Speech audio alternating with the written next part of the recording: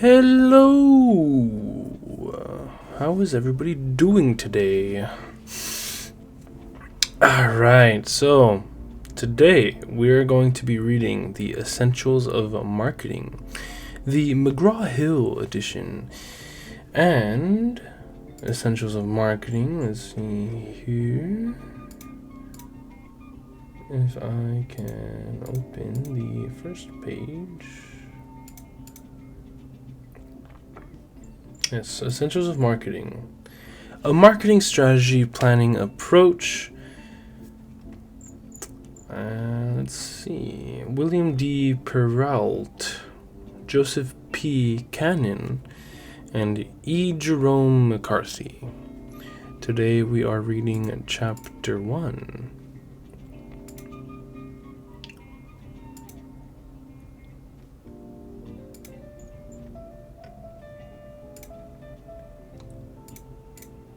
Let me see here.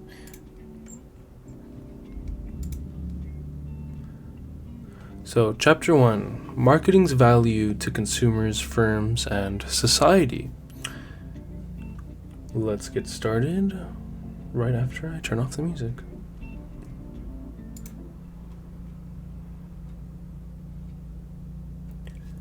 When it's time to roll out of bed in the morning, does the Spotify app on your Samsung Galaxy phone play your Waking Up Happy playlist?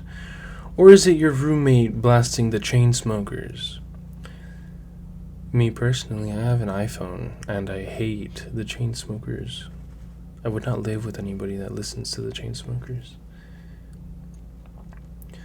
Do you throw on your Nike Flyknit shoes and get in a short run before breakfast? Maybe not this morning. You slept in, and now you barely have time to throw on your Levi's jeans, shirt from Zara, and Chaco sandals as you race off to class. You are hungry, and I'm not talking learning. Will you open your GE refrigerator and choose a Chobani pineapple-flavored Greek yogurt and an Einstein's bagel with Philadelphia cream cheese?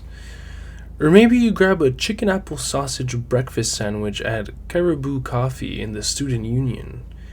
If you hurry, your roommate can give you a ride to school in her new Ford Fiesta, now with premium leather trim. Although you could ride your big shot fixie bike with adjustable seat, or take the bus that the city bought from Mercedes-Benz at a discount. So many choices.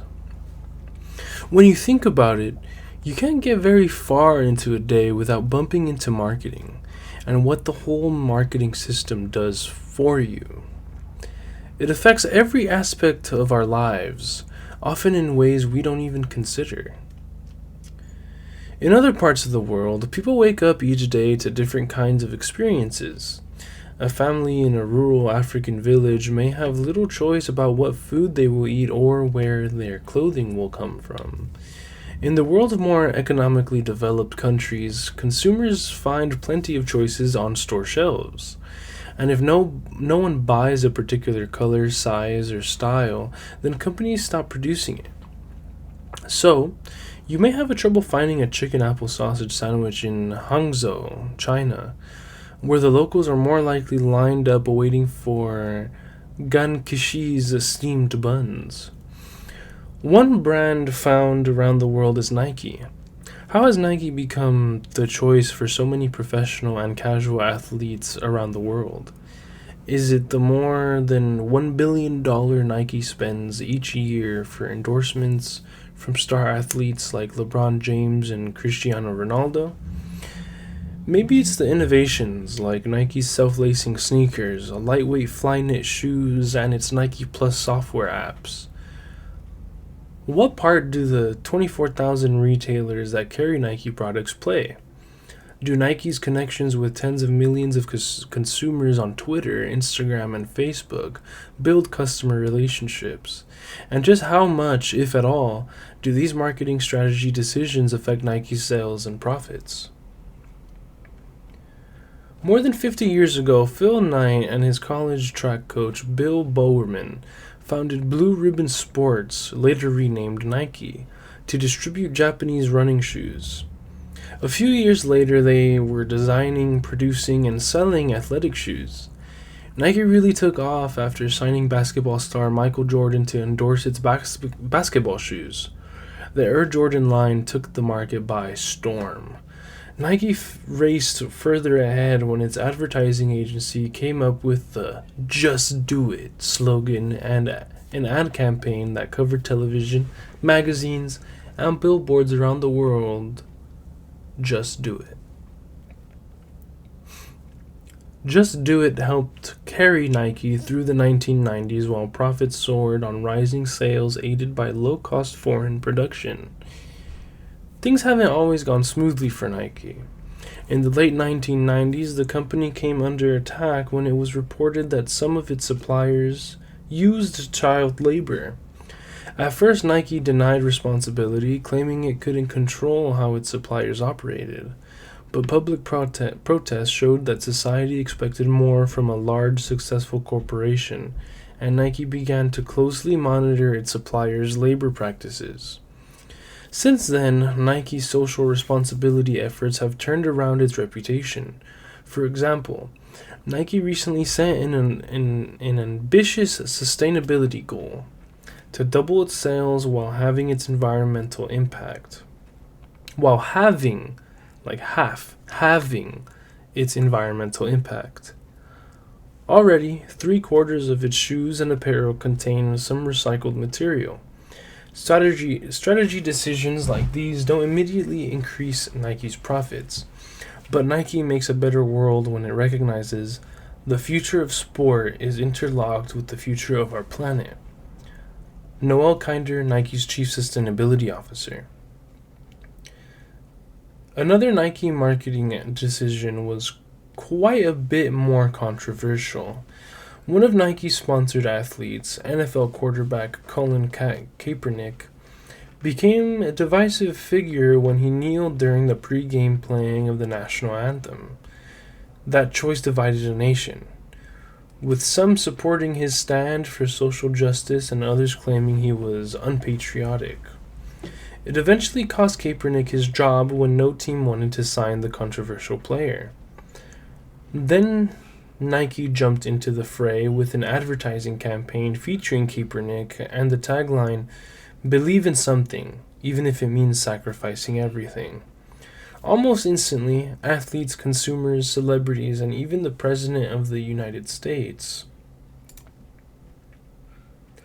reacted, jumping in with full-throated support or harsh criticism of the ad. Nike thought many of its target customers, urban millennials, would rally behind the cause and the Nike brand. Nike was right. Sales jumped 10% and net income leaped 15%. The campaign brought attention to Nike and racial injustice, forcing more debate on just what makes the world a better place. Innovation remains important to Nike's culture. For example, its Nike Plus apps for smartphones include workouts hosted by athletes like tennis star Serena Williams and Chinese track and field star Sung Bitian, who act as virtual trainers. The apps encouraging working out and build long-term customer relationships. When Nike released a new limited edition Air Jordan basketball shoe, it experimented with a direct-to-consumer distribution. The shoes could only be purchased through Snapchat and sold out in just 23 minutes. Nike's marketing ads value. It consistently ranks among the 20 most valuable brands in the world, and annual sales exceed $36 billion. But when it comes to athletic clothing and shoes, customers have plenty of choices. If it wants to stay ahead of a strong field of competitors that includes Adidas, Under Armour, Skechers, now the number 2 seller of athletic footwear in the United States, and Chinese upstart Li Ning, then Nike needs to continue to innovate and stay ahead of its customers' needs and wants. Learning objectives. In this chapter, you will learn what marketing is all about and why it's important to you as a consumer. We'll also explore why it is so crucial to the success of individual firms and nonprofit organizations and the impact that it has on the quality of life in different societies. When you finish this chapter, you should be able to 1. Know what marketing is and why you should learn about it. 2. Understand the difference between marketing and macro marketing. 3. Know the marketing functions and why marketing specialists, including intermediaries and collaborators, develop to perform them. 4. Understand what a market-driven economy is and how it adjusts the macro marketing system. 5. Know what the marketing concept is and how it should guide a firm or nonprofit organization. 6. Understand what customer value is and why it is important to customer satisfaction. 7. Know how social responsibility and marketing ethics relate to the marketing concept. 8. Understand the important new terms as shown in red. Marketing. What's it all about? Many people think that marketing means selling or advertising. It's true that these are parts of marketing, but marketing is much more than selling and advertising. To illustrate some of the other important things that are included in marketing, think about all the bicycles being pedaled with varying degrees of energy by bike riders around the world. Most of us don't make our own bicycles. Instead, they are made by firms such as Trek, Specialized, Canyon, and Electra. Most bikes do the same thing, get the rider from one place to another, but a bike rider can choose from a wide assortment of models. They are designed in different sizes and with or without gears. Off-road bikes have large knobby tires. Kids and old people may want more wheels to make balancing easier. Some bikes need baskets or even trailers for cargo. You can buy a basic bike for less than $100, or you can spend more than $5,000 for a custom frame. Marketing helps make sure that each customer gets the bicycle that best meets his or her needs. This variety of styles and features complicates the production and sale of bicycles. The following list shows some of the things a manager should do before and after deciding to produce and sell a bike. Number 1. Analyze the needs of people who might buy a bike and decide if they want more or different models. Number 2, determine how many of these people will want to buy bicycles, where in the world they live, and when they will want to buy. Number 3, identify competing companies that also produce bikes, what kind they sell, and at what prices. Number 4, predict the designs of bikes, frame and handlebar styles, derailleurs, types of wheels, brakes, and other accessories. Different customers will want and decide which of these people the firm will try to satisfy. Number 5. Determine whether to sell bikes directly to consumers or through retailers, and if retailers, which ones should be used. Number 6. Decide how to tell potential customers about the firm's bikes. Number 7. Estimate the prices potential customers are willing to pay for their bikes and if the firm can make a profit selling at those prices. Number 8. Figure out how to provide customer service if a customer has a problem after buying a bike. The above activities are not part of production. Actually, making goods or performing services. Rather, they are part of a larger process called marketing that provides needed direction for production and helps make sure that the right goods and services are produced and find their way to consumers. You'll learn much more about marketing activities in Chapter 2. For now, it's enough to see that marketing plays an essential role in providing consumers with need-satisfying goods and services and, more generally, in creating customer satisfaction. Simply put, customer satisfaction is the extent to which a firm fulfills a customer's needs, desires, and expectations. Marketing is important to you. Marketing affects almost every aspect of your daily life. The choices you have among the goods and services you buy, the stores where you shop, and the radio and TV programs you tune in to are all possible because of marketing. In the process of providing all these choices, marketing drives organizations to focus on what it takes to satisfy you, the customer. Most of the things you want or need are available conveniently when and where you want or need them. Some courses are interesting when you take them, but not directly relevant to your life once they're over. That's not so with marketing. You'll be a consumer dealing with marketing for the rest of your life, regardless of what career you pursue. Moreover, as a consumer, you pay for the cost of marketing activities. In advanced economies, marketing costs about 50 cents of every consumer dollar. For some goods and services, the percentage is much higher. It makes sense to be an educated consumer and to understand what you get and don't get from all that spending. Another reason for studying marketing is that it offers many exciting and rewarding career opportunities. Throughout this book, you will find information about opportunities in different areas of marketing. If you're aiming for a non-marketing job, knowing about marketing will help you do your job better. Throughout the book, we'll discuss ways that marketing interacts with other parts of the company, including finance, accounting, human resources, computer information systems, research and development, and more. Further, marketing is important to the success of every organization.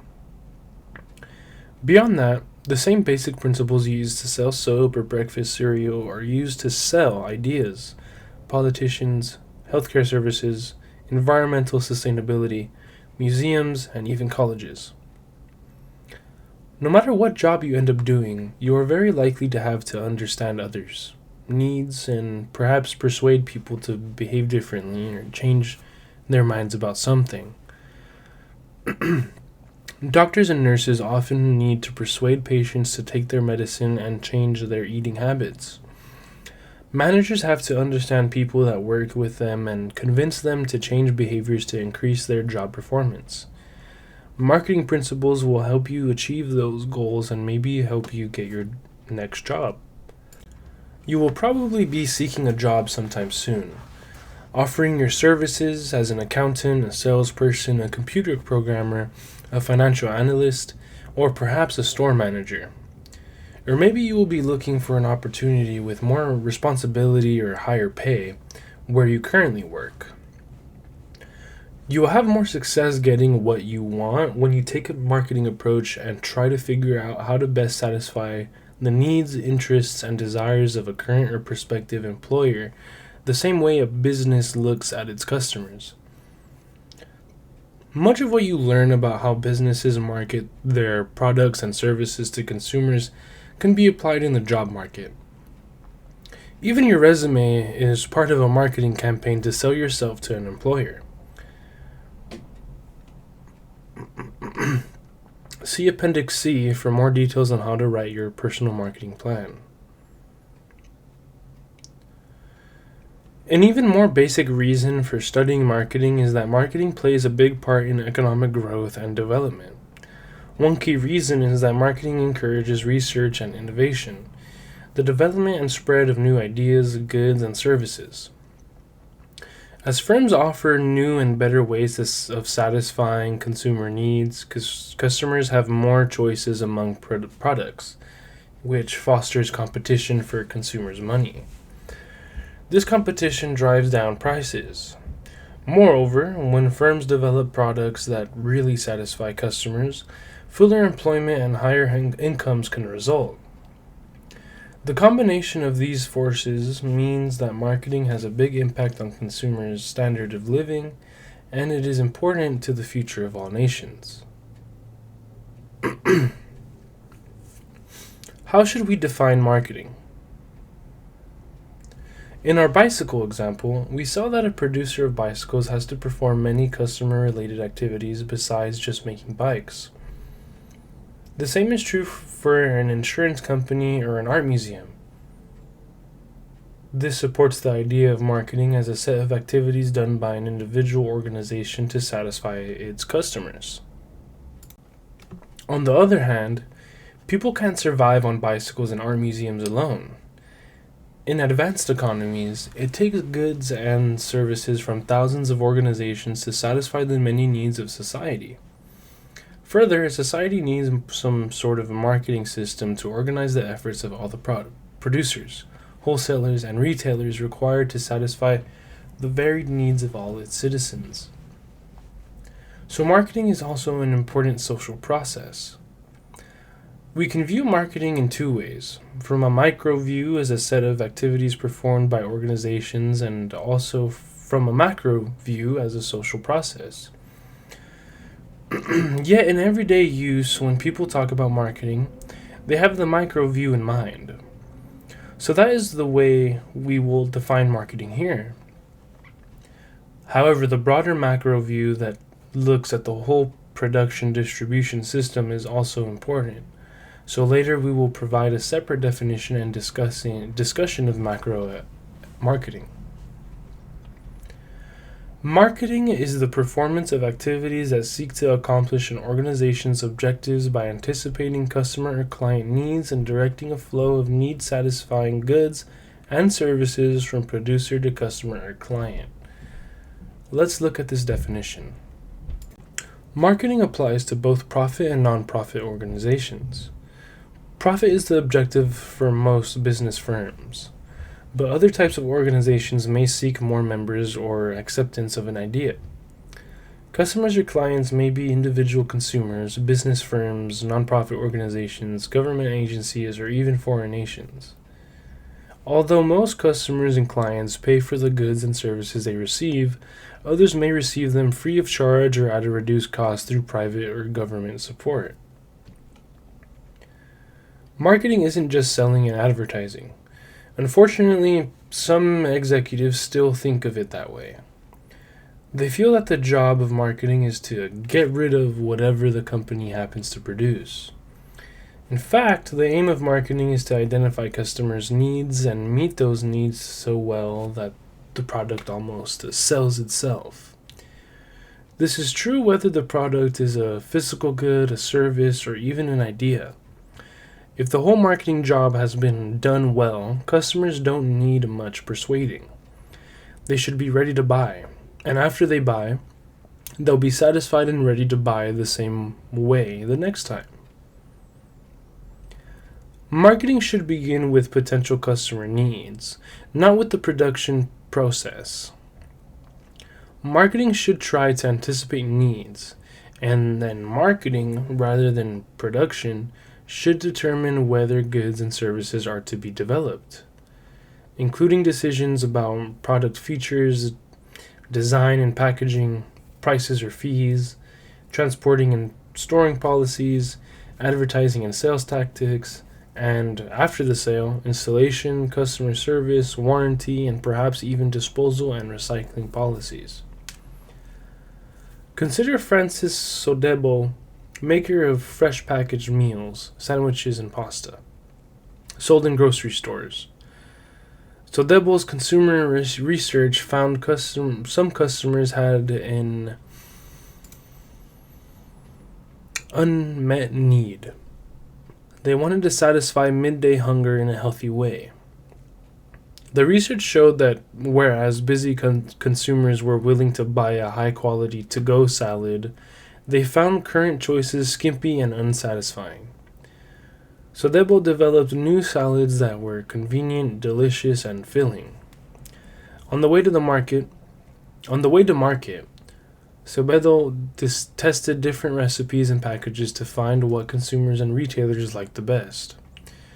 By starting with customer needs, Sodebo's salad and compagnie line of 10 different box salads became a bestseller.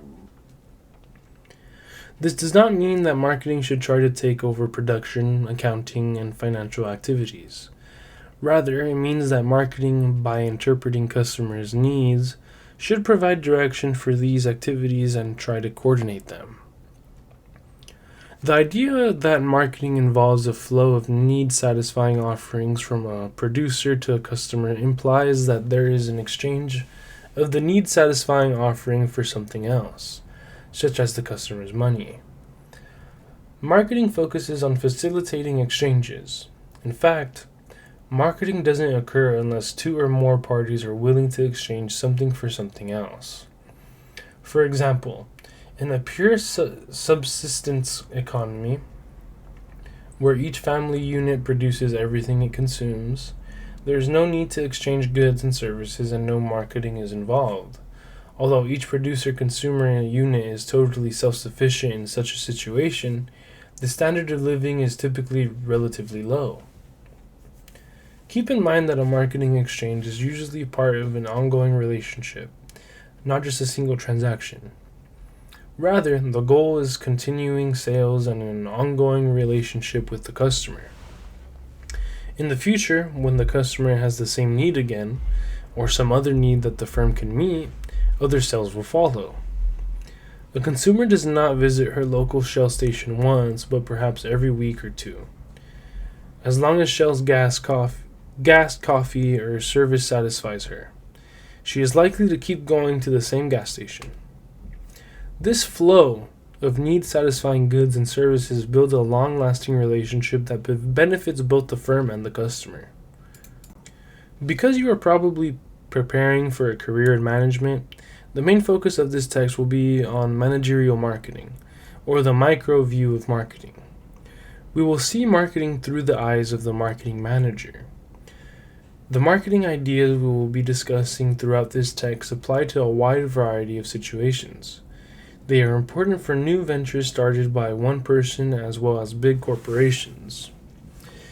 In domestic and international markets, and regardless of whether the focus is on marketing physical goods, services, or an idea or cause, they are equally critical whether the relevant customers or clients are individual consumers, businesses, or some other type of organization.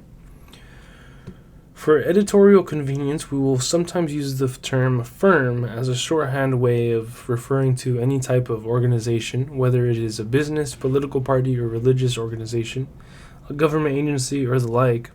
However, to reinforce the point that the ideas apply to all types of organizations, throughout the book we will illustrate marketing concepts in a wide variety of situations.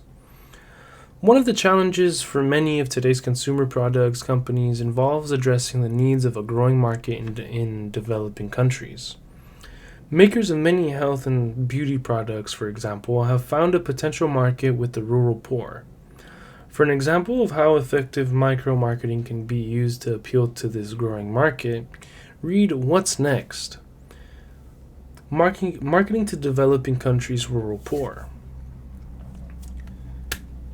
Although marketing within individual firms, micro-marketing, is the primary focus of the text, marketing managers must remember that their organizations are just small parts of a larger micro-marketing system. Therefore, next we will briefly look at the macro view of marketing. Then we will develop the managerial view more fully in later chapters. What's next? Marketing to developing countries' rural poor. In recent decades, India has experienced rapid economic growth. Many of its citizens have more income and enjoy a higher quality of life. That helps explain why Unilever's Indian subsidiary, Hindustan Unilever Limited (HUL), has worked hard to build a 40% share of the Indian market with its product lines that include soaps, toothpaste, and packaged foods.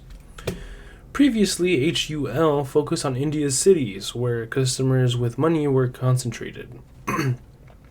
Yet, almost 3/4 of India's 1 billion plus people still live in rural areas.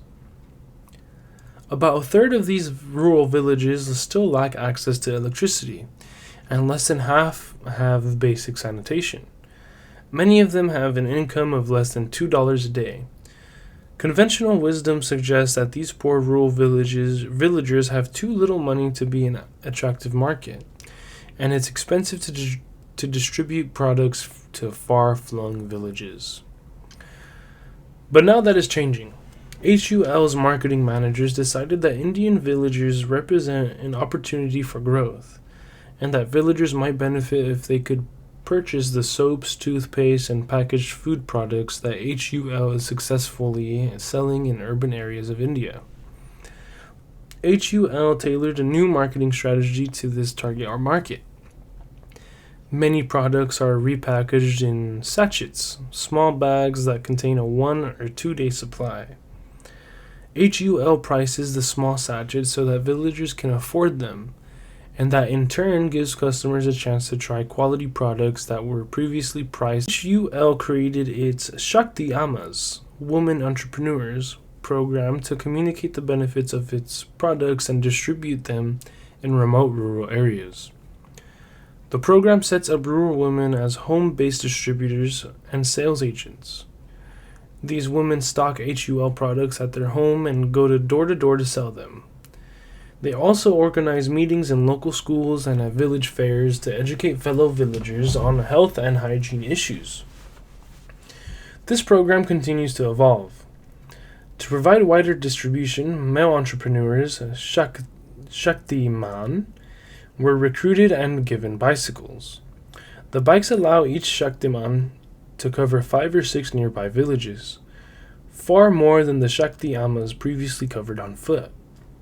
A partnership with a leading Indian telecom provider gives Shakti entrepreneurs an additional product to sell while on their rounds. Today, more than 80,000 micro-entrepreneurs have their own businesses, operating in 162,000 villages and reaching over 4 million rural households across India. HUL's success in India spurred Unilever to adapt the model to developing countries around the globe. The Shakti have a new source of income and are learning about business, while they bring the health benefits of improved hygiene to rural villages. And, of course, HUL hopes to clean up with a new source of growth. To see and hear more about Project Shakti, check out this video. Through its marketing, HUL helps deliver a better quality of life to millions of India's poor. After seeing Unilever's success, many of its competitors developed similar programs around the world. Together, such changes create a better world for hundreds of millions of people. How do we see parts of the definition of marketing represented in this case study? What customer needs does the Shakti Ammas program address? How does it build a relationship between HUL and the customer? Macro marketing.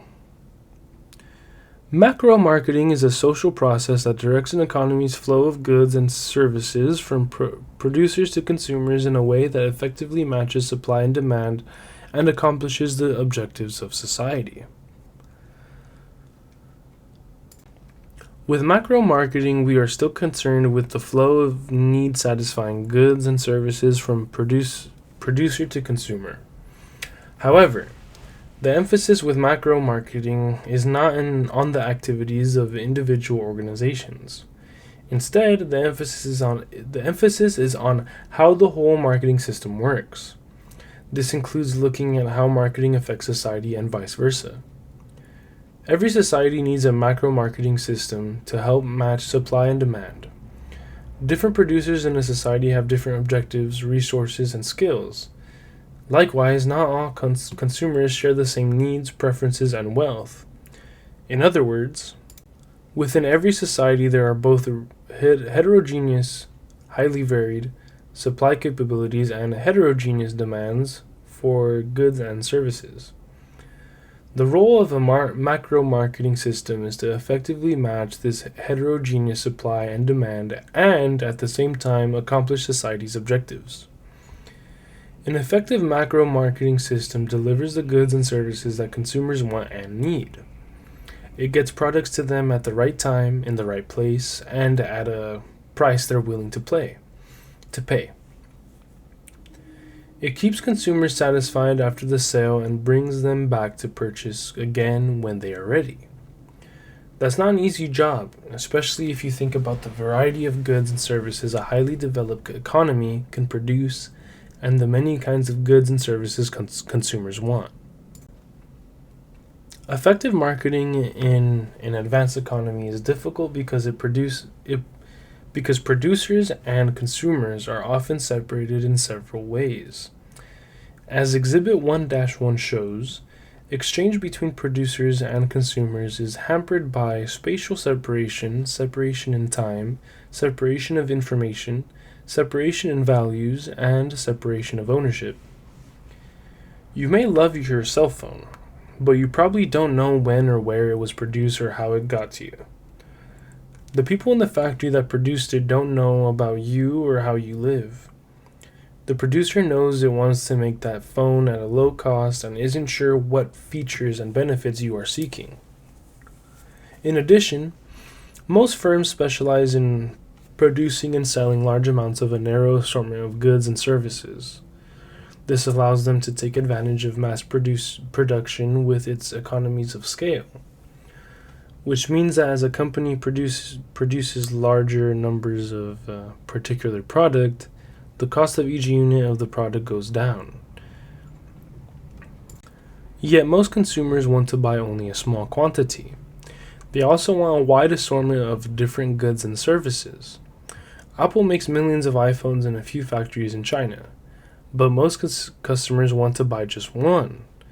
And most smartphone buyers like to go to a store with several different phones from different companies. These discrepancies of quantity and discrepancies of assortment further complicate exchange between producers and consumers. That is, each producer specializes in producing and selling large amounts of a narrow assortment of goods and services, but each consumer wants only small quantities of a wide assortment of goods and services. The purpose of macro marketing system is to overcome these separations and discrepancies. The universal functions of marketing help solve these problems. I'm going back to Exhibit 1-1 to read it out loud. Marketing facilitates production and consumption. So in the middle, we have a circle that reads, marketing needed to overcome discrepancies and separations. There's an arrow coming from that circle going up to production sector. Specialization and division of labor result in heterogeneous supply capabilities.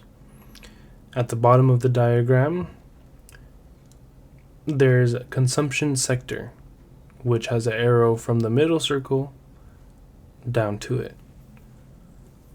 Heterogeneous demand for different goods and services and when and where they need to be to satisfy needs and wants.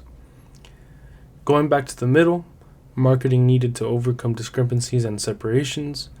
To the left, we have discrepancies of quantity. Producers prefer to produce and sell in large quantities. Consumers prefer to buy and consume in small quantities. Right below that, we have discrepancies of assortment. Producers specialize in producing a narrow assortment of goods and services. Consumers need a broad assortment. And going back to the middle, marketing needed to overcome discrepancies and separations, we go to the right. Spatial separation. Producers tend to locate where it is economical to produce, while consumers are located in many scattered places. Under that, we have separation in time. Consumers may not want to consume goods and services at the time producers would prefer to produce them, and time may be required to transport goods from producer to consumer. Below that, we have separation of information. Producers do not know who needs what, where, when, and at what price. Consumers do not know what is available from whom, where, when, and at what price. Below that, we have separation in values. Producers value goods and services in terms of costs and competitive prices. Consumers value them in terms of satisfying needs and their ability to pay. Below that, we have separation of ownership. Producers hold title to goods and services that they themselves do not want to consume. Consumers want goods and services that they do not own. And now going back to page 11. The universal functions of marketing are buying, selling, transporting, storing, standardization, and grading. Standardization and grading, financing, risk-taking, and market information. They must be performed in all macro marketing systems. How these functions are performed and by whom may differ among nations and economic systems, but they are needed in any macro marketing system. Let's take a closer look at them now. Any kind of exchange usually involves buying and selling. The buying function means looking for and evaluating goods and services. The selling function involves promoting the product. It includes the use of personal selling, advertising, customer service, and other direct and mass selling methods to tell customers about the product. This is probably the most visible function of marketing. The transporting function means the movement of goods from one place to another. The storing function involves holding goods until customers need them. Standardization and grading involves sorting products according to size and quality. This makes buying and selling easier because it reduces the need for inspection and sampling. Financing provides the necessary cash and credit to produce, transport, store, promote, sell, and buy products. Risk-taking involves bearing the uncertainties that are part of the marketing process. A firm can never be sure that customers will want to buy its products. Products can also be damaged, stolen, or outdated. The market information function involves the collection, analysis, and distribution of all the information needed to plan, carry out, and control marketing activities, whether in the firm's own neighborhood or in a market overseas. Together, these universal functions of marketing address the discrepancies and separations in Exhibit 1-1. Acai berries are popular in the United States as a supplement and as an ingredient in juices and smoothies. A range of marketing functions are needed to overcome the spatial separation between the Central and South American farms, where the fruit is harvested from acai palms, and U.S. consumers. Consider the process. Standardizing and grading the berries, transporting and storing the fruit and its juice, financing production of the acai end products, as well as the buying and selling functions, all necessary to bring a tasty fruit smoothie to a thirsty lady. Producers and consumers sometimes handle some of the marketing functions themselves. However, exchanges are often easier or less expensive when a marketing specialist performs some of the marketing functions.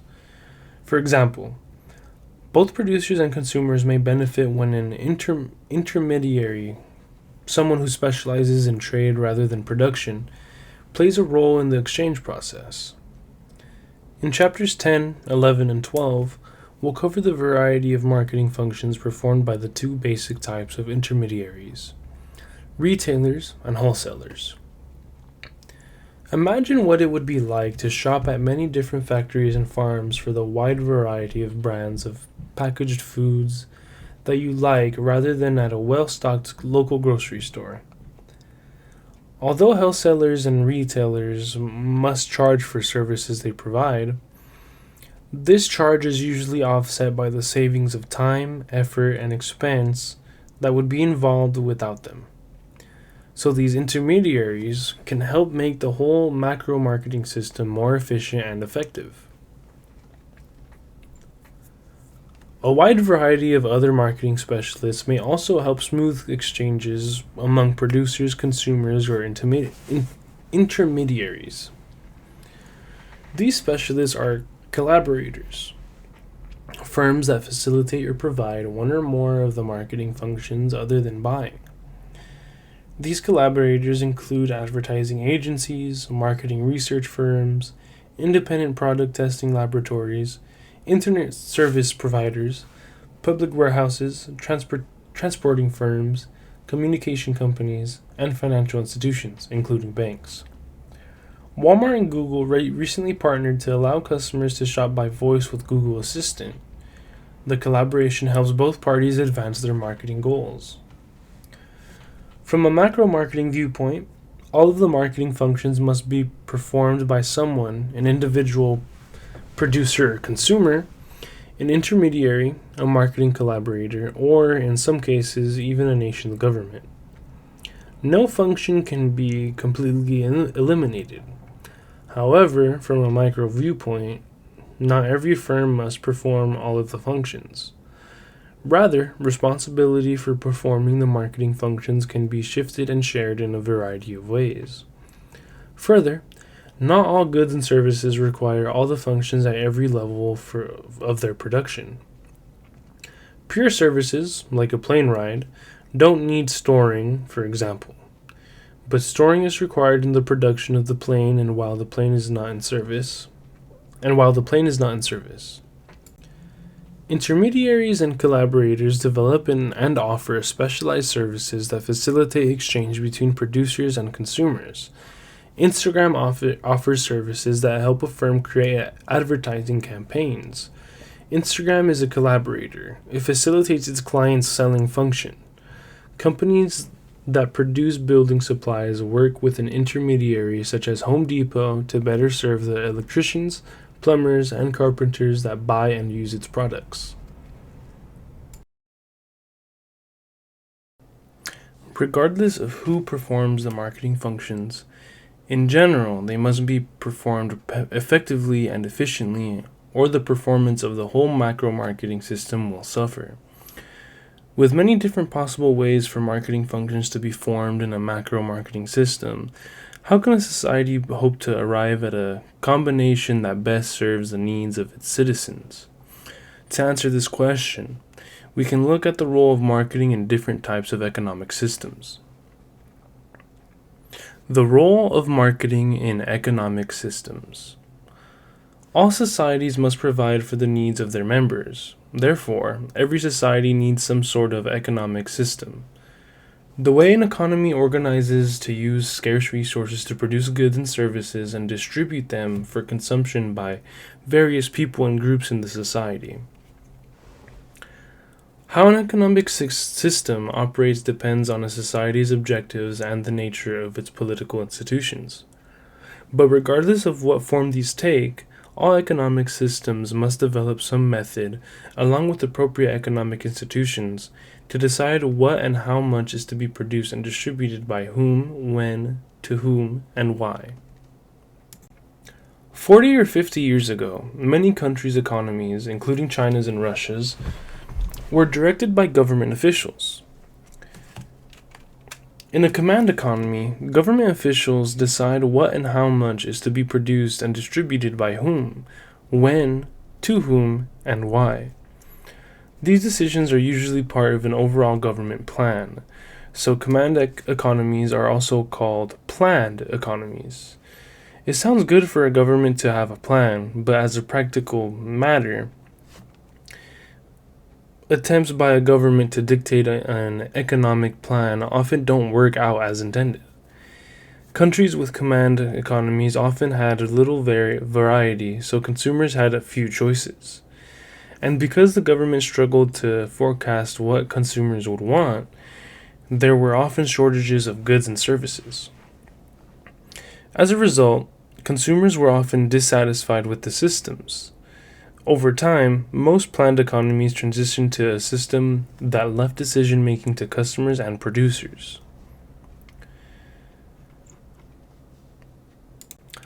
Artists and craft workers in developing economies do not often have a large local market for their products. 10,000 Villages operates retail stores and an e-commerce website that help artisans reach more customers and promote economic development in their communities. In a market-directed economy, The individual decisions of the many producers and consumers make the macro-level decisions for the whole economy. In a pure market-directed economy, consumers make a society's production decisions when they make their choices in the marketplace. They decide what is to be produced and by whom through their dollar, or votes. In a market-directed economy, consumers choose from a range of options that may meet their needs. They are not forced to buy any goods or services except those judged as good for society. Things such as national defense, police and fire protection, roads, public schools, and public health services. These are provided by the community, and citizens' taxes pay for them. Similarly, producers are free to do whatever they wish, provided that they stay within the rules of the game set by government and receive enough dollar votes from consumers. If they do their job well, they earn a profit and stay in business. But profit, survival, and growth are not guaranteed. In a market-directed economy, the system is governed by the words and actions of consumers and citizens, with the government setting the boundaries. Prices in the marketplace are a rough measure of how society values particular goods and services. If consumers are willing to pay the market prices, then they are getting at least their money's worth. If prices and profits are high, then consumers either stop buying or competitors enter the market. Similarly, the cost of labor and materials is a rough measure of the value of the resources used in the production of goods and services to meet these needs. New consumer needs that can be served profitably, not just the needs of the majority, will probably be met by some profit-minded business. The rise of digital and social media gives customers more power in the market. These days, if customers feel they have been wronged by a company, they can share their dissatisfaction with more than just their immediate friends and family. A review on a website or a social media post may be read by hundreds or thousands of other people. When musician Dave Carroll's guitar was damaged by United Airlines, and baggage handlers and the airline refused to compensate him, Carroll's band made a YouTube video. The funny video, United Breaks Guitars, went viral, millions saw it, and lo and behold, United offered Carroll a new guitar. Not every customer will make a video of a bad experience, but many will make social media posts, or pass along someone else's story. Prospective customers often search the web to learn about companies before buying. They can easily find positive and negative information on the internet, giving firms an extra incentive to play by the socially accepted rules of the game. In many Western economies, public interest groups and consumers provide an additional check on a market-directed economy.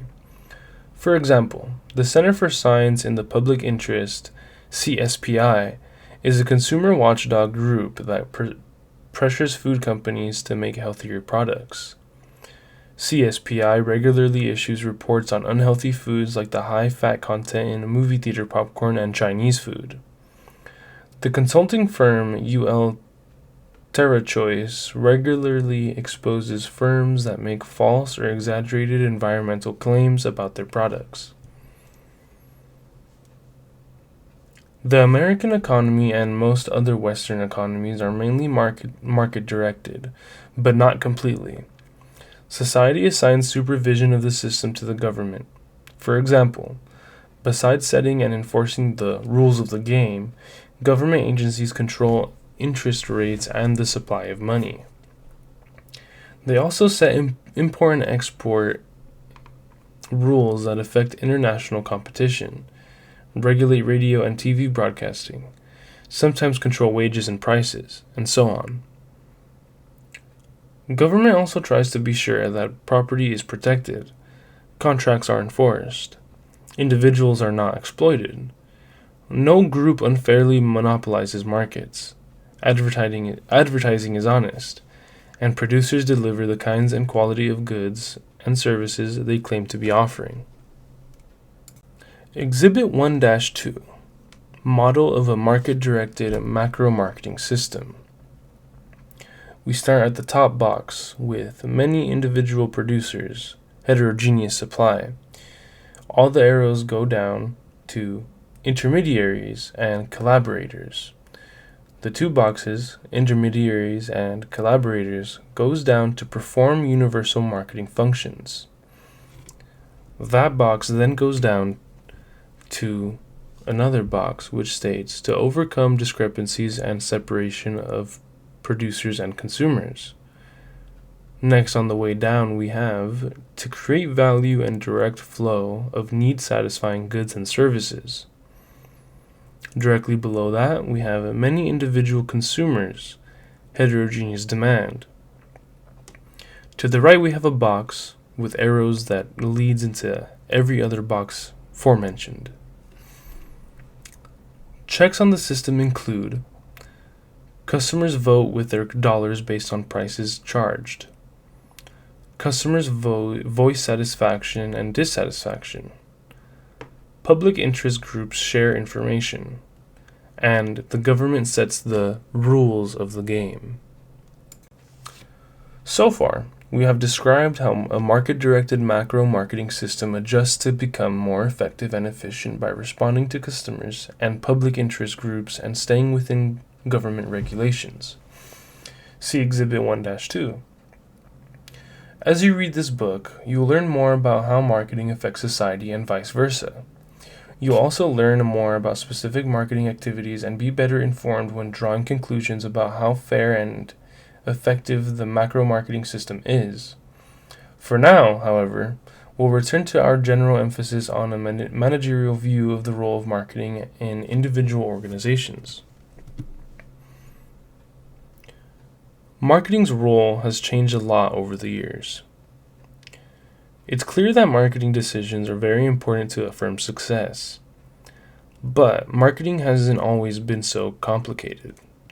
In fact, understanding how marketing thinking has evolved makes the modern view clearer, so we will discuss 5 stages in marketing evolution. 1. The simple trade era. 2. The production era. 3. The sales era. 4.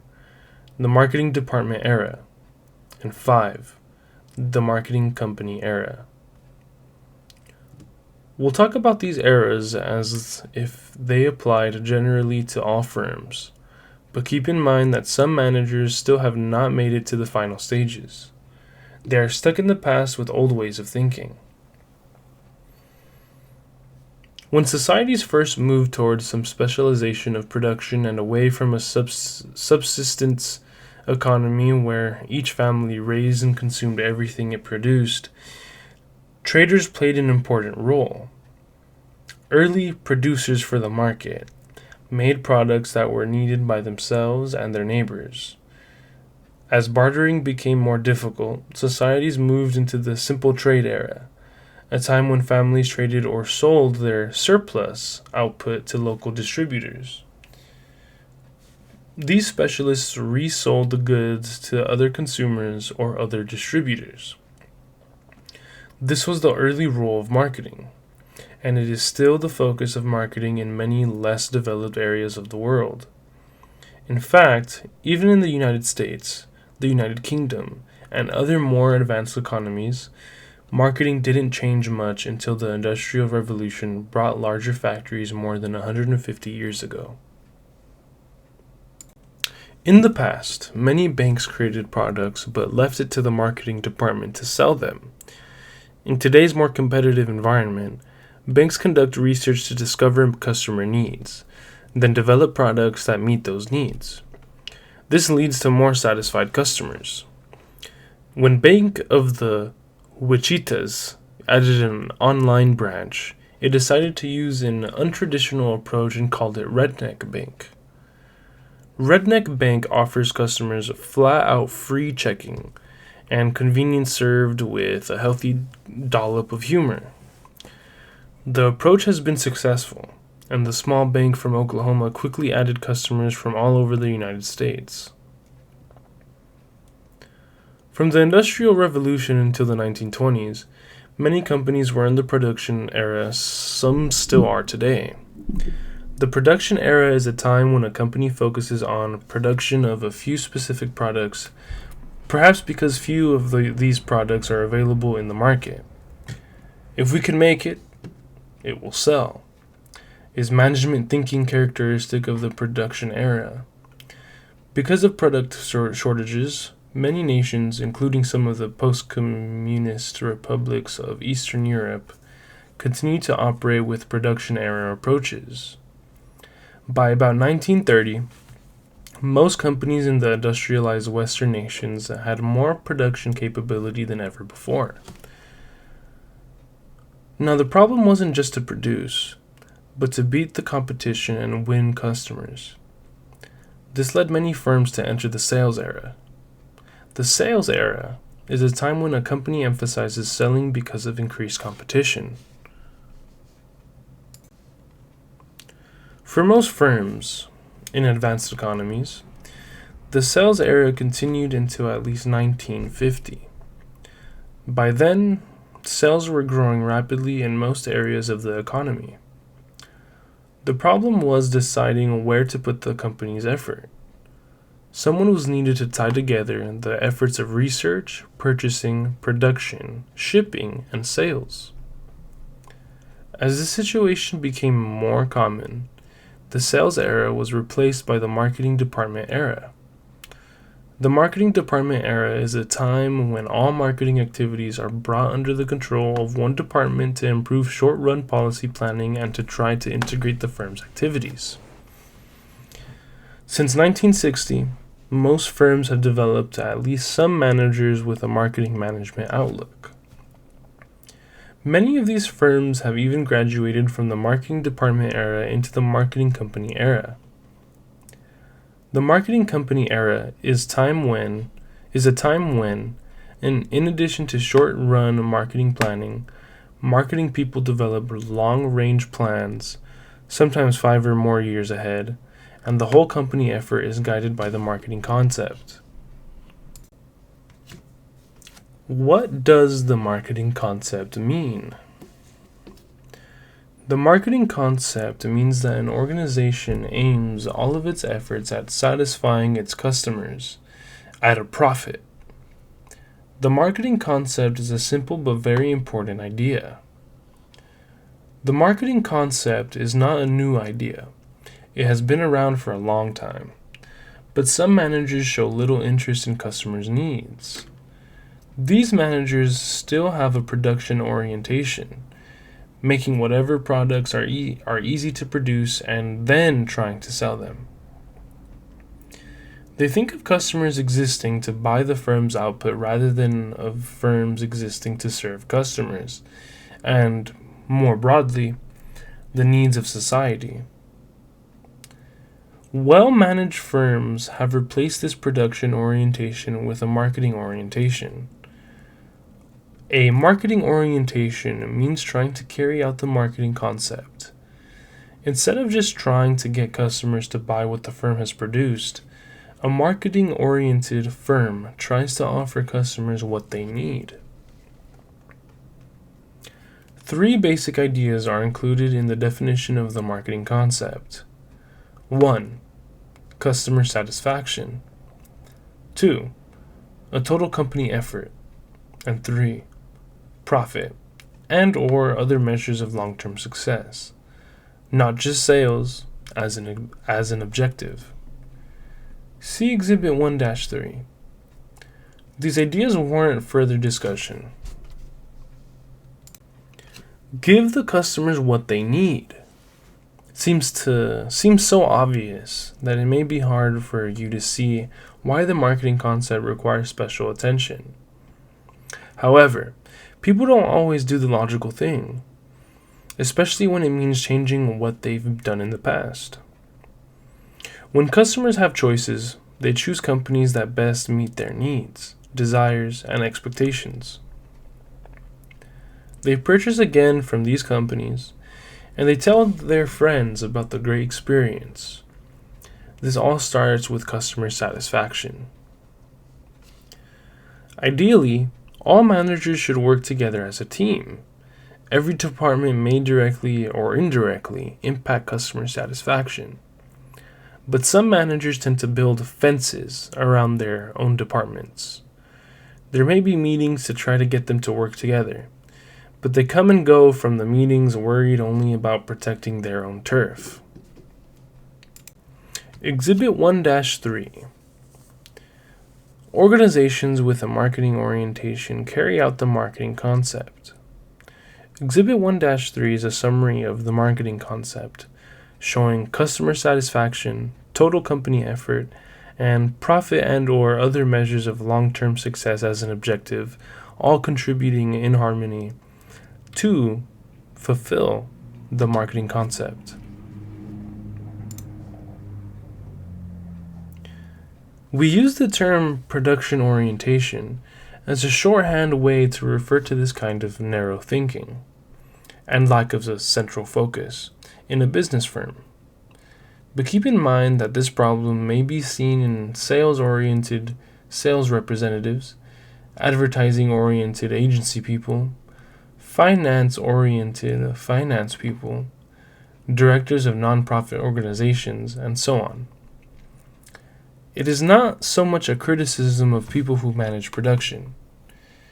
They aren't necessarily any more guilty of narrow thinking than anyone else.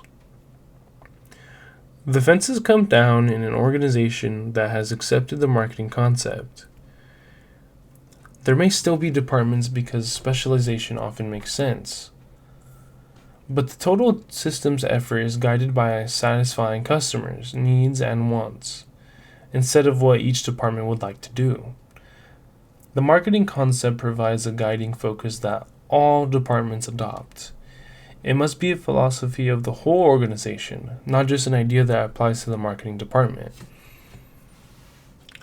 Profit, revenues, and costs are examples of marketing metrics, which refer to numeric data that allow marketing managers to evaluate performance, often against a set target or goal. At a basic level, marketing managers use these metrics to calculate how well a strategy performs. For example, consider a student who wants to sell t-shirts on campus to support a student organization. The student could estimate profits in advance and then evaluate the profits later. The marketing analytics in action, revenue, cost, and profit exercise describes this in more detail.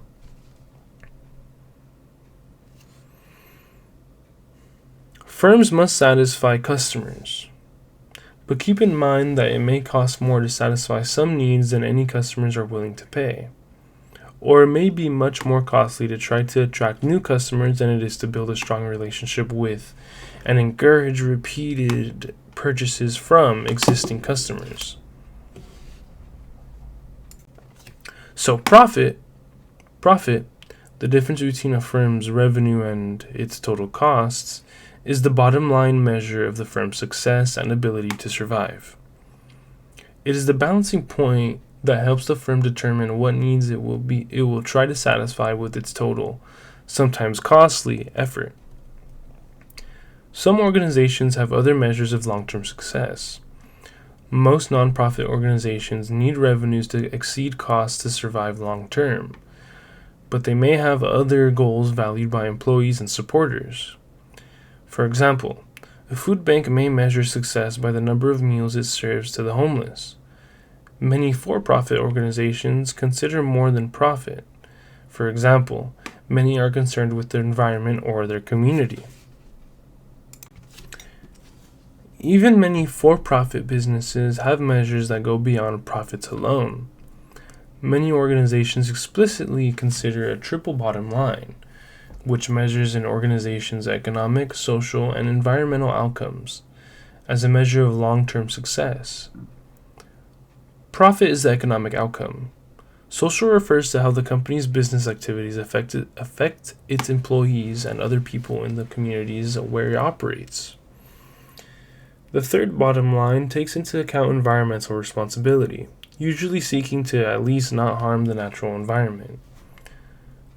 Together, these are sometimes referred to as measures of people, planet, and profit. Consider Namaste Solar, which actively seeks economic profits while also measuring the impact on its local community and the planet. For example, the company gives 20% of its after-tax earnings to support projects such as a community bicycle recycling program or the local children's museum. Namaste Solar's core products help the planet, but the company also offers grants of up to $30,000 to help schools and nonprofits install their own solar systems. The company also self-monitors and reduces its waste. It recycles or reuses 90% of its office supplies and employs a zero-waste company kitchen. Many of Namaste Solar's customers and employees value its triple bottom line orientation. The marketing concept may seem obvious, but it is easy to maintain a production-oriented way of thinking. Producers of industrial commodities such as steel, coal, and chemicals have tended to remain production-oriented in part because buyers see little difference among competitors. Some industries with limited competition, including electric utilities and cable television providers, have also been slow to adopt the marketing concept. When an industry gets competitive, consumers have choices and flock to those that deliver customer satisfaction. This provides an incentive for more firms to practice the marketing concept. Take a look at Exhibit 1-4. It shows some differences in outlook between adopters of the marketing concept and typical production-oriented managers. As the exhibit suggests, the marketing concept forces the company to think through what it is doing and why. Exhibit 1-4. Some differences in outlook between adopters of the marketing concept and typical production-oriented managers. Exhibit 1-4 shows a chart with 3 columns. The first column from the left is topic. The second column from the left is marketing orientation. The third column is production orientation.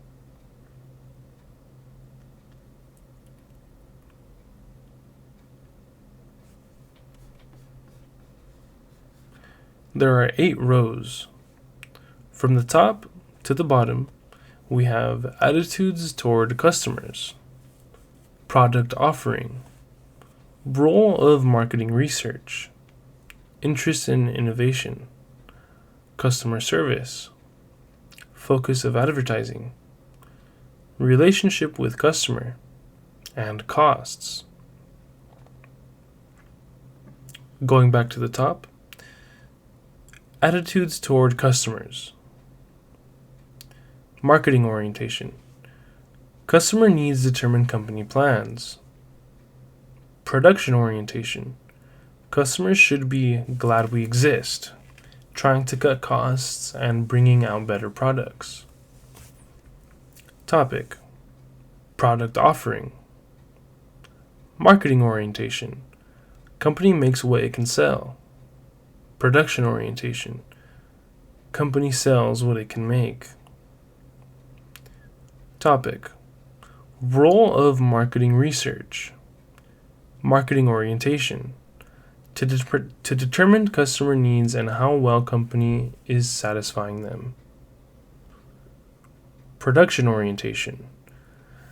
To determine customer reaction, if used at all. Topic. Interest in innovation. Marketing orientation. Focus is on locating new opportunities. Production orientation. Focus is on technology and cost cutting. Topic. Customer service. Marketing orientation. Satisfy customers after the sale and they'll come back again. Production orientation, an activity required to reduce consumer complaints. Topic: focus of advertising. Marketing orientation, need satisfying benefits of goods and services. Production orientation, product features and how products are made. Topic: relationship with customer. Marketing orientation, customer satisfaction before and after sale leads to a profitable long-run relationship. Production orientation, relationship ends when a sale is made. Topic: costs. Marketing orientation, eliminate costs that do not give value to customer. Production orientation, keep costs as low as possible. The marketing concept and customer value. A manager who adopts a marketing concept sees customer satisfaction as the path to profits. To better understand what it takes to satisfy a customer, it is useful to take the customer's point of view. A customer may look at a market offering from two perspectives. One deals with the potential benefits of that offering. The other concerns what the customer has to give up to get those benefits. Consider a student who has just finished an exam and is thinking about getting an iced coffee from Starbucks. Our coffee lover might see this as a great tasting treat, a quick pick-me-up, a quiet place to relax and meet friends, or as a way to get to know an attractive classmate.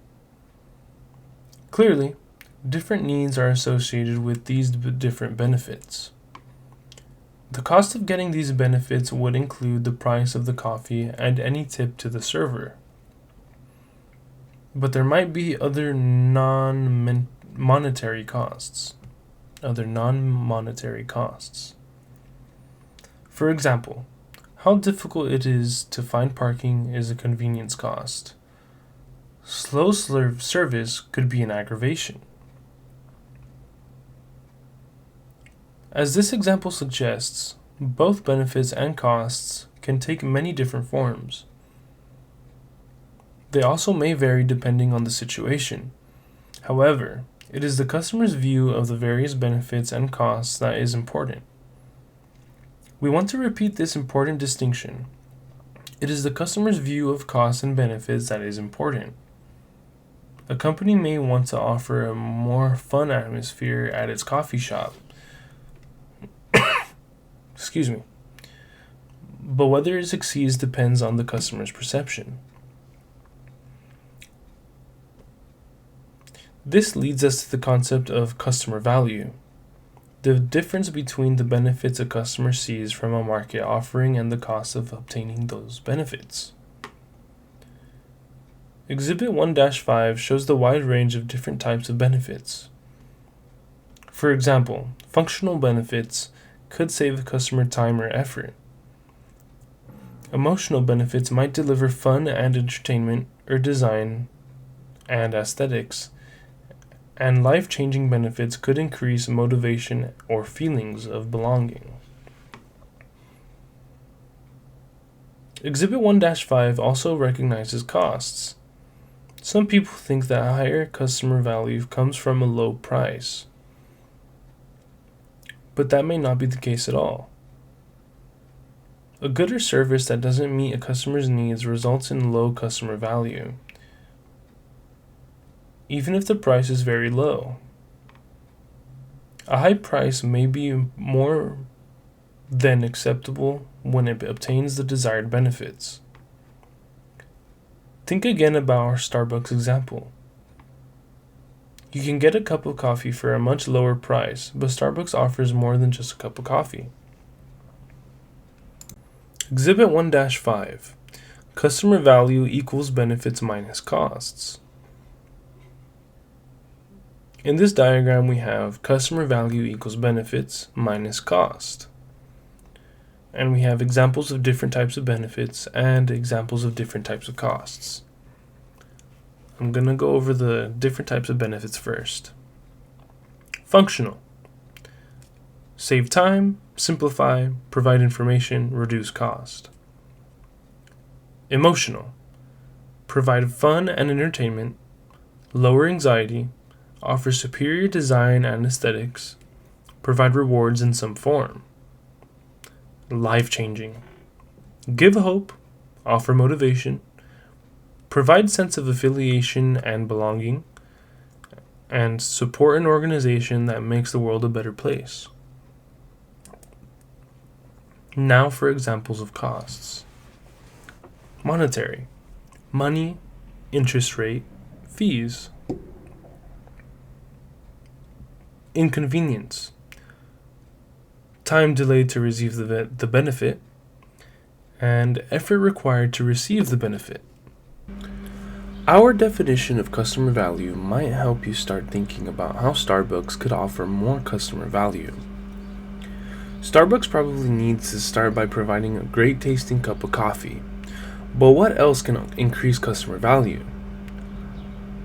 Although Starbucks could easily increase value by lowering prices, it prefers to seek out ways to increase benefits. Do some Starbucks customers experience benefits when a drive-through window saves them time in the morning? Does the Starbucks app, with the option of pre-ordering your coffee and skipping the line, save a customer time and reduce effort? Does the Starbucks Rewards app, which leads to free cups of coffee, deliver benefits? Does Starbucks' commitment to ethically sourced coffee make a customer feel better? Any of these potential value-enhancing activities depends on Starbucks customers' interpretation of their value.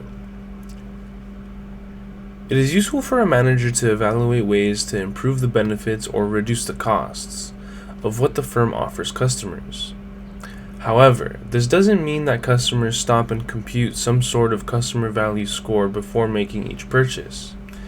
If they did, there wouldn't be much time in life for anything else. So a manager's objective and thorough analysis may not accurately reflect the customer's impressions. Yet it remains the customer's view that matters, even when the customer has not thought about it. You can't afford to ignore competition.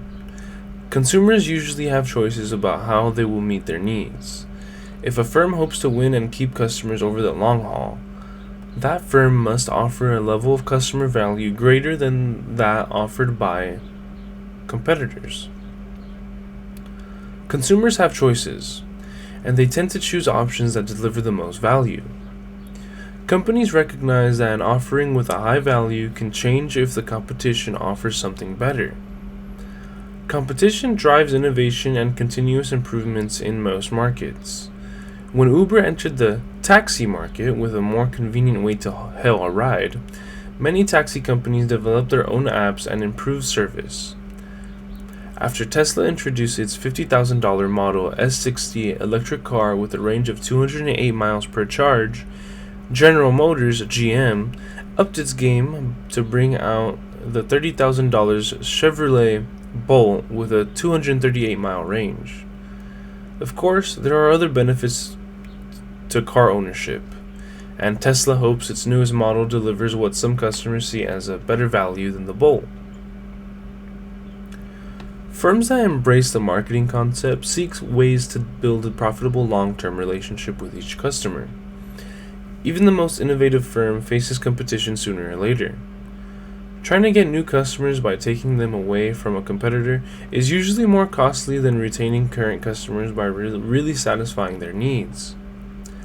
Satisfied customers buy again and again, whereas dissatisfied customers often tell others not to buy. With a long-term relationship, the customer's buying job is easier, and it also increases the selling firm's profits. Building relationships with customers requires that everyone in a firm work together to provide customer value before and after each purchase. If there is a problem with the customer's bill, the accounting people can't just leave it to the salesperson to straighten it out, or even worse, act like it's the customer's problem. These hassles raise customers' cost of doing business. The long-term relationship with the customer and the lifetime value of the customer's future purchases is threatened unless everyone works together to make things right for the customer. Similarly, the firm's advertising might encourage a customer to buy once, but if the firm doesn't deliver on the benefits promised on its ads, the customer is likely to go elsewhere the next time the need arises. In other words, anytime the customer value is reduced, because the benefits to the customer decrease or the costs increase, the relationship is weakened. Exhibit 1-6. Satisfying customers with superior customer value to build profitable relationships. This diagram is a recycled type of diagram, starting with total company effort to satisfy customers at the top. Going clockwise, we have offer superior customer value. Continuing, we have attract customers. From there, we have satisfy customers. Going on, we have retain customers. And then increase sales to customers. And then build profitable relationships with customers. And after that, we come full circle to total company effort to satisfy customers once again. Exhibit 1-6 summarizes these ideas. In a firm that has adopted the marketing concept, everyone focuses on customer satisfaction. They look for ways to offer superior customer value. That helps attract customers in the first place and keeps them satisfied after they buy. So when they are ready to make repeat purchases, the firm is able to keep them as customers. Sales may increase further because satisfied customers are likely to buy other products offered by the firm. In this way, the firm builds profitable relationships with its customers. In other words, when a firm adopts the marketing concept, it wins and so do its customers. One company that illustrates these ideas is the retail store Recreational Equipment, Incorporated, better known as REI. REI specializes in outdoor recreation, including camping supplies, sporting goods, travel gear, and clothing. The company has built enduring relationships with customers who shop at its more than 140 stores or its website.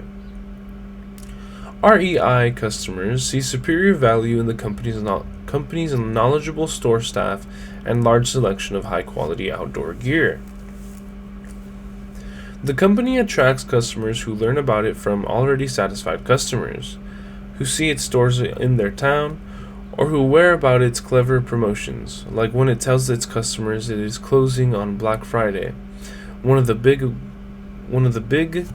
biggest shopping days of the year. Because everyone should go outside and enjoy nature.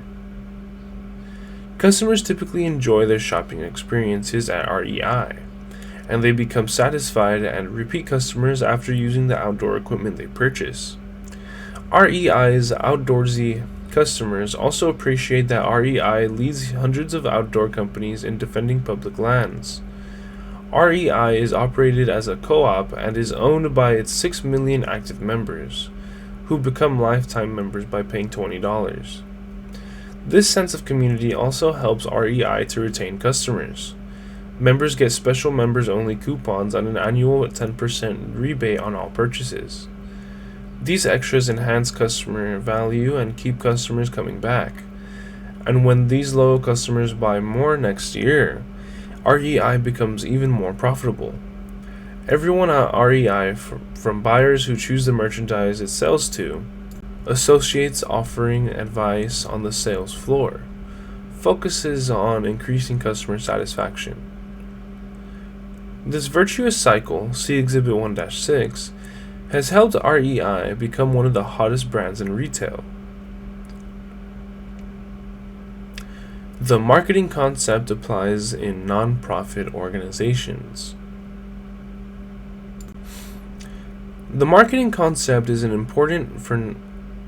as important for non-profit organizations as it is for business firms.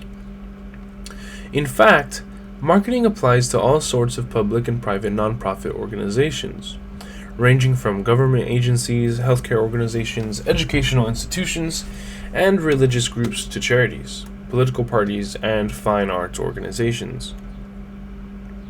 As with any business firm, a nonprofit organization needs resources and support to survive and achieve its objectives. Yet support often does not come directly from those who receive the benefits the organization produces. For example, the World Wildlife Fund protects animals. If supporters of the World Wildlife Fund are not satisfied with its efforts, if they don't think the benefits are worth what it costs to provide them, they will put their time and money elsewhere. Just as most firms face competition for customers, most nonprofits face competition for the resources and support they need. The Air Force faces a big problem if it can't attract new recruits. A shelter for homeless individuals may fail if supporters decide to focus on some other cause, such as AIDS education. As with the business, a nonprofit must take in as much money as it spends or it won't survive. However, a nonprofit organization does not measure profit in the same way as a firm, and its key measures of long-term success are also different. The YMCA, colleges, symphony orchestras, and the United Way, for example, all seek to achieve different objectives and need different measures of success. When everyone in an organization agrees to some measures of long-run success, it helps the organization focus its efforts. Most nonprofit organizations have defined some way they hope to make the world a better place. Some nonprofits face other challenges in organizing to adopt the marketing concept. Often no one has overall responsibility for marketing activities. Even when some leaders do the marketing thinking, they may have trouble getting unpaid volunteers with many different interests to all agree with the marketing strategy. Volunteers tend to do what they feel like doing. The marketing concept, social responsibility, and marketing ethics. The marketing concept is so logical that it's hard to find fault with it. Yet, when a firm focuses its efforts on satisfying some customers to achieve its objectives, there may be negative effects on society. For example, producers and consumers making free choices can cause conflicts and difficulties. This is called the micro-macro dilemma. What is good for some firms and consumers may not be good for society as a whole. For instance, many people in New York City buy bottled water because they like the convenience of easy-to-carry and disposable bottles with spill-proof caps. On the other hand, the city already provides citizens with good-tasting, safe tap water at a fraction of the cost. Is this just a matter of free choice by consumers? It's certainly a popular choice. Yet, critics point out that it is an inefficient use of resources to waste oil making and transporting millions of plastic bottles that end up in landfills where they leach chemicals into the soil. That kind of thinking about the good of society as a whole explains why New York City has run ads that encourage consumers to get your fill of free city water. What do you think?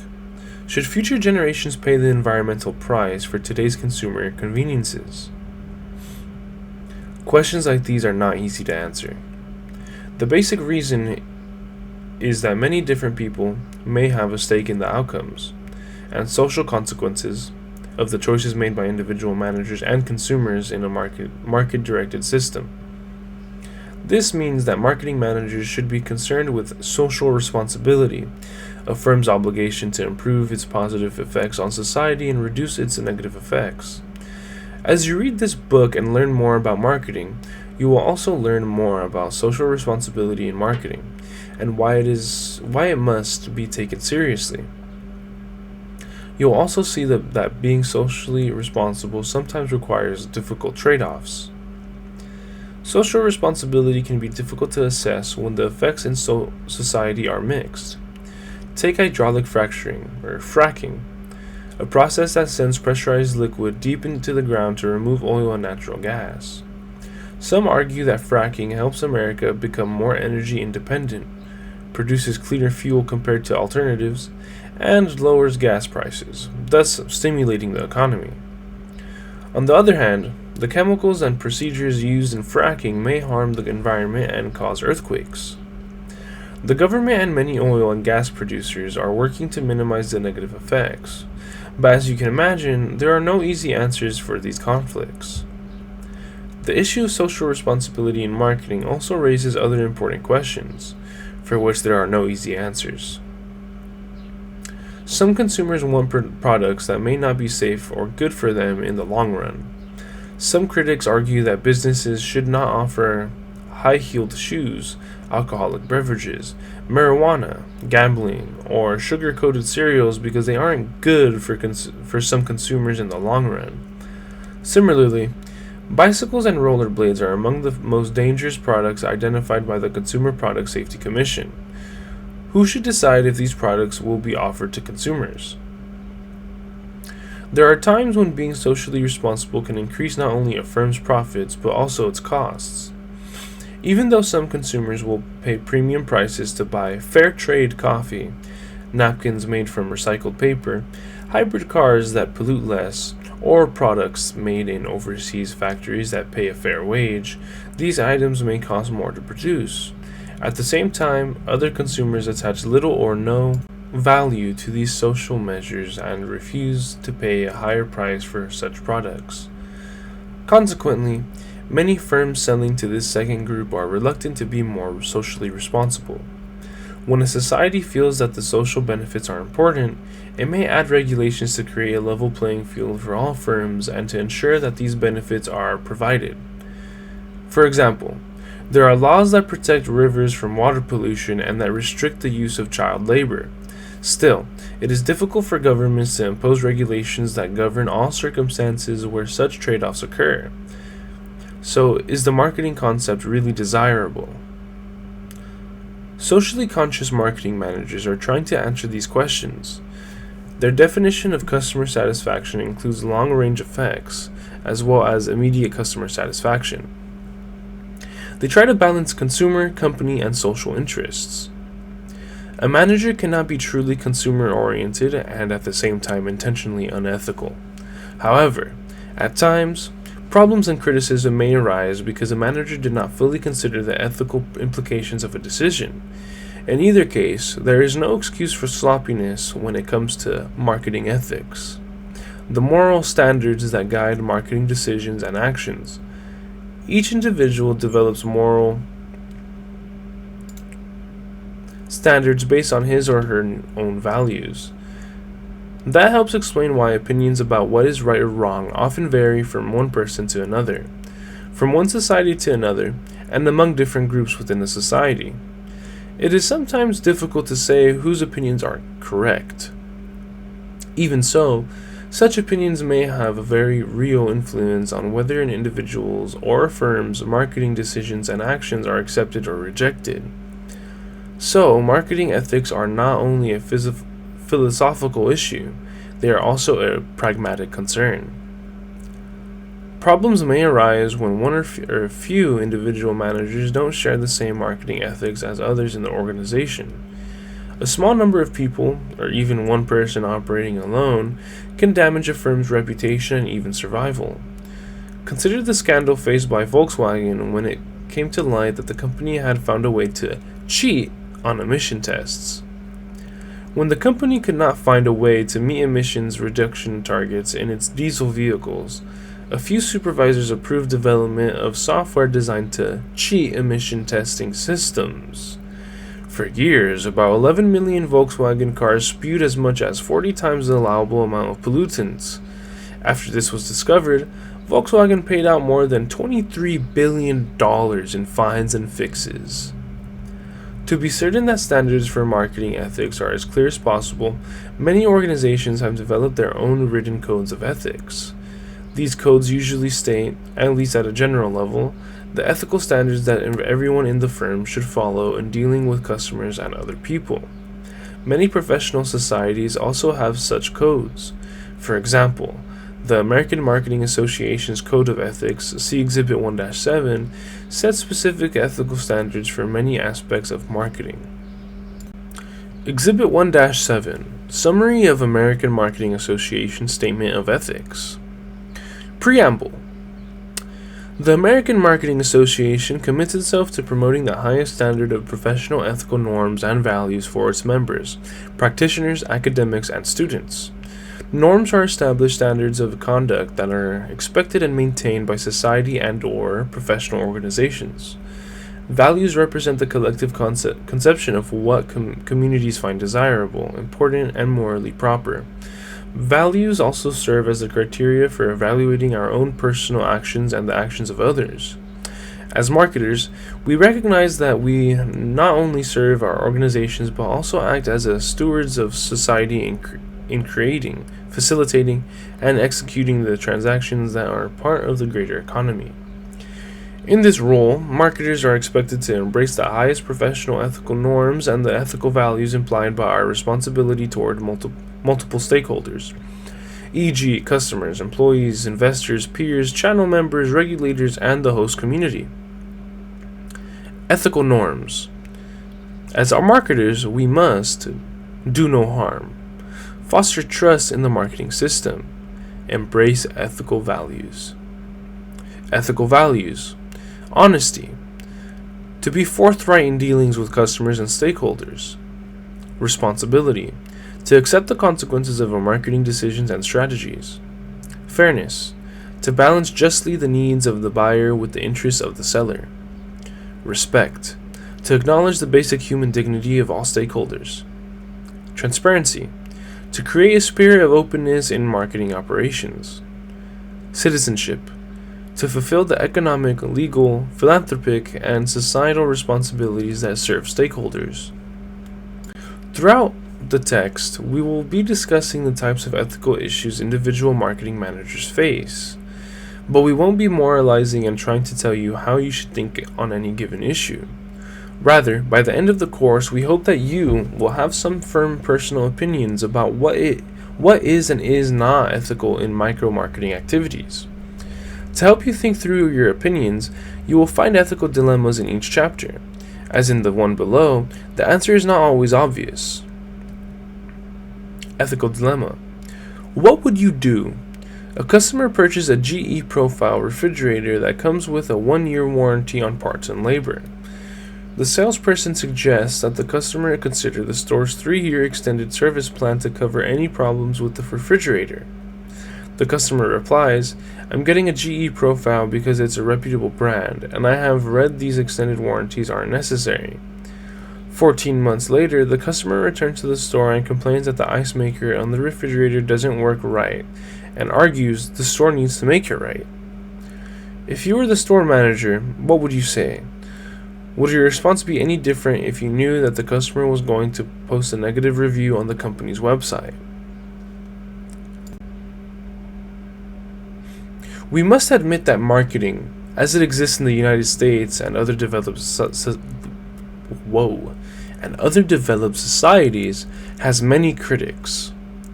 Marketing activity is especially open to criticism because it is the part of business most visible to the public. A number of typical complaints about marketing are summarized in Exhibit 1-8. Think about these criticisms and whether you agree with them or not. What complaints do you have that are not covered by one of the categories in Exhibit 1-8? Such complaints should not be taken lightly. They show that many people are unhappy with some parts of the marketing system. Certainly, the strong public support for customer protection laws proves that not all consumers feel they are being treated like royalty. Exhibit 1-8. Sample criticisms of marketing. Advertising is everywhere, and it's often annoying, misleading, or wasteful. The quality of products is poor, and often they are not even safe. There are too many unnecessary products. Retailers add too much to the cost of distribution and just raise prices without providing anything in return.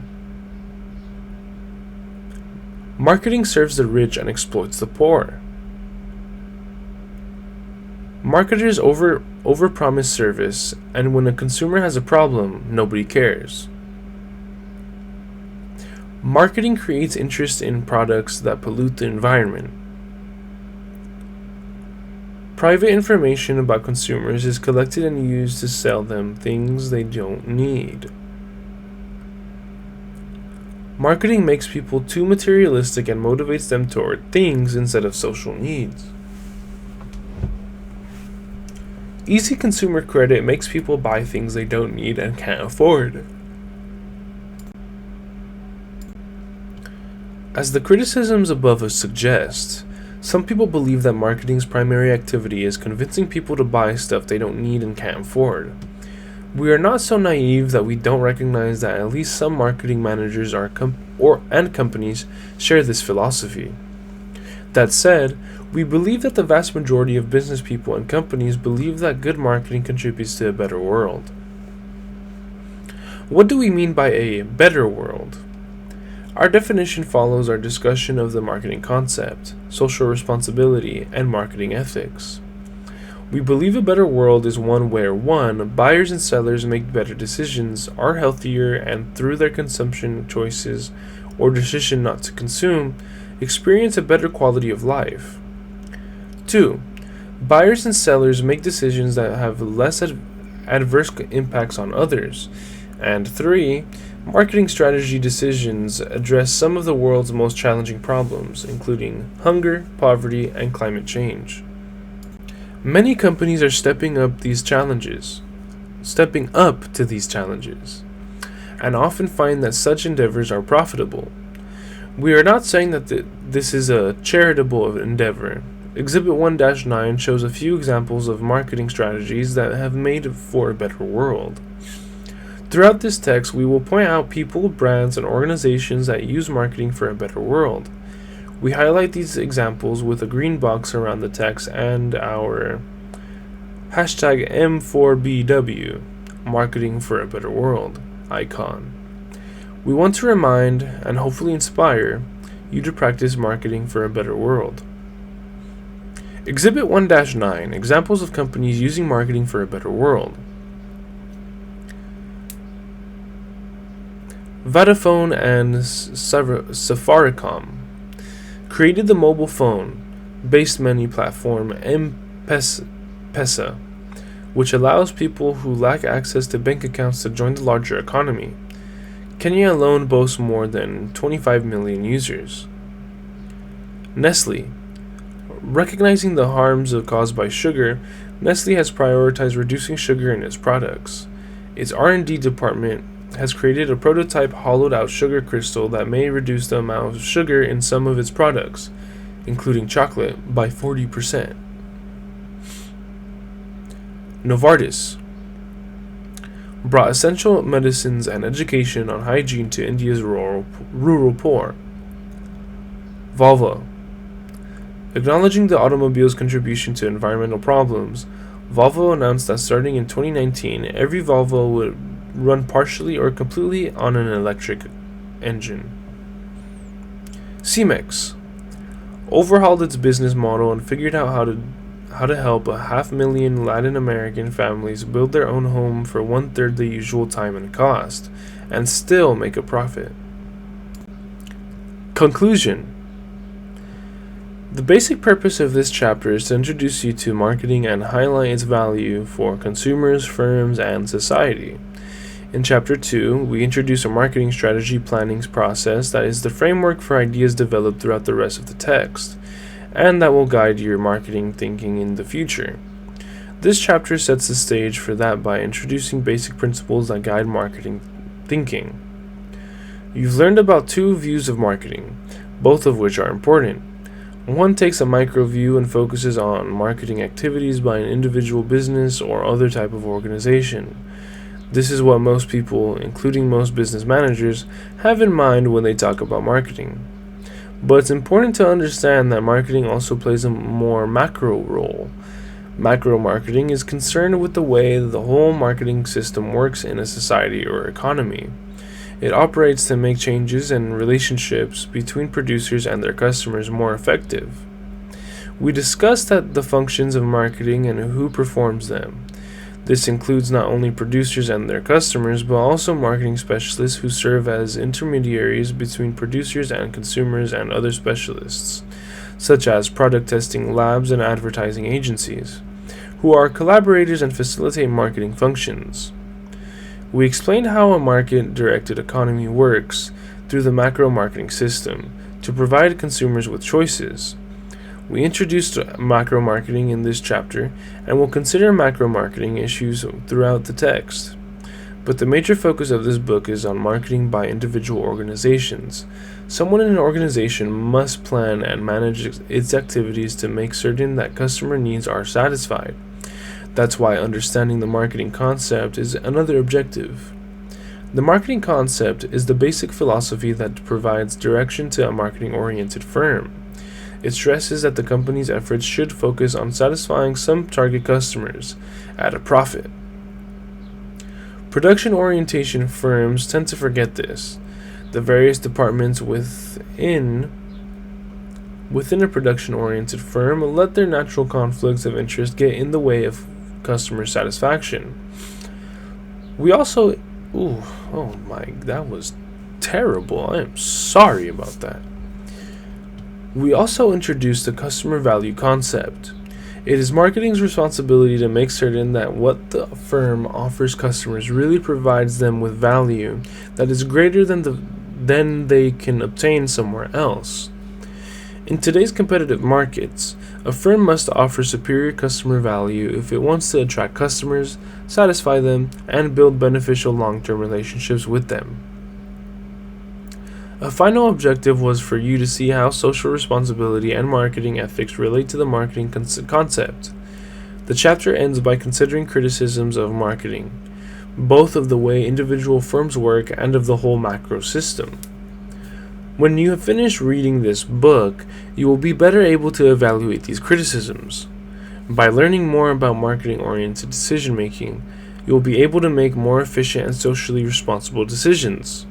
This will help improve the performance of individual firms and organizations, your employers. Eventually, it will help our macro marketing system work better. Key terms: production, customer satisfaction, innovation, marketing, pure subsistence economy, macro marketing, economies of scale, universal functions of marketing, buying function, selling function, transportation function, transporting function, storing function, standardization and grading, financing, risk-taking, market information function, intermediary, collaborators, economic system, command economy, market-directed economy, simple trade area, production area, sales area, marketing department area, marketing company area, marketing concept, production orientation, marketing orientation, marketing metrics, triple bottom line, customer value, micro-macro dilemma, social responsibility, and marketing ethics. Well, that is it for this chapter number 1 of Essentials of Marketing. Bear in mind, this is a little extra something for people that actually stay, to the end. All of this is in one take. I don't re-record anything, so if my voice cracks, if somebody comes in and tells me food is ready, lunch is ready, whatever, I get a call from a friend, you guys are probably going to hear it. So I don't edit anything, I don't take anything out, I don't add anything in. It's just on one take. And this time is going to be worse than others because my throat is just thrashed, like it's shredded, and yeah,